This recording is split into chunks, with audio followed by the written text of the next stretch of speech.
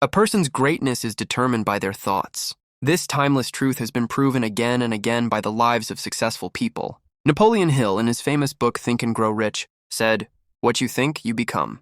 But if this is true, why do so many people struggle to succeed? Do they fail to think about their future? Or do they fail to recognize their own potential? Today's story answers these questions and teaches us a powerful life lesson. In New York City, at a busy subway station, lived a beggar named Luc Dominique. Every day he survived by asking passengers for money as they waited for their trains. People passed by him in a hurry, rarely stopping for more than a second. One day, Luc noticed a well-dressed businessman stepping onto the platform. The man wore an expensive suit and walked with confidence. Seeing him, Luc thought, "This man looks rich. If I ask him, he will surely give me a generous amount." With hope in his heart, Luc stretched out his hand. But instead of giving money, the businessman stopped and asked, "Do you always just take from others? Have you ever given anything to anyone?" Luc was shocked. He had never heard such a question before. Confused, he replied, "Sir, I am just a beggar. I survive by asking for money. I have nothing to give." The businessman, Henri Laurent, smiled gently and said, "If you believe you have nothing to give, then you have no right to ask for anything. I am a businessman and I believe in exchange. If you can offer me something, then I can give you something in return. But if you have nothing to give, I cannot give you anything either." With those words, Henry boarded his train and left. Luc stood there stunned. The businessman wasn't rude, he had simply spoken the truth. If I can't offer anything in return, why should people give me money? That night, Luc couldn't sleep.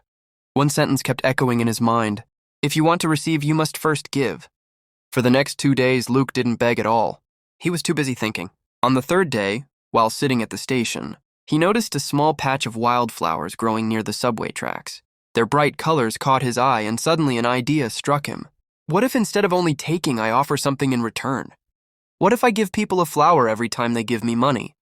Determined, Luc gently picked a few flowers and returned to his spot. When a passenger gave him a coin, Luc smiled and handed them a flower. To his surprise, people accepted the flowers with joy. Some even smiled and thanked him. As the days passed, something incredible happened. More and more people started giving him money. Luc noticed a clear pattern. When he had flowers, people gave generously. When the flowers ran out, the donations decreased.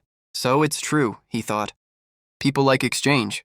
One day, while offering flowers, Luc saw Henri Laurent again, sitting inside a train. Excited, Luc rushed over and said, "Sir, today I have something to give you.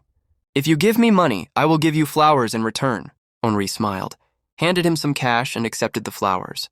"You have understood the value of exchange," he said. "Today, you are no longer just a beggar.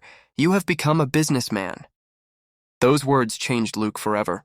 After thinking deeply, Luc realized something powerful. People aren't giving me money out of pity. They are paying for the flowers. That means I have a business. That very day, Luc made a bold decision. He left the subway station and never returned as a beggar again.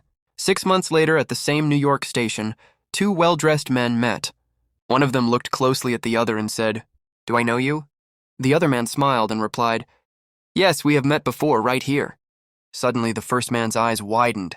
"Wait, you're the beggar. The one I refused to give money to and later bought flowers from." Luc laughed. "Yes, that was me. But today I am no longer a beggar. I run a successful flower business, and I'm traveling to expand it across the country." Henri was amazed. "That's incredible. What changed?" Luc smiled and said, "You taught me one of life's greatest truths.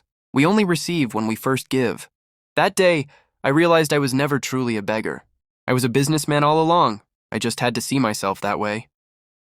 The 2 men shook hands as equals and boarded their trains, heading toward their own futures. Life is shaped by how we see ourselves. If you believe you are small, you will remain small.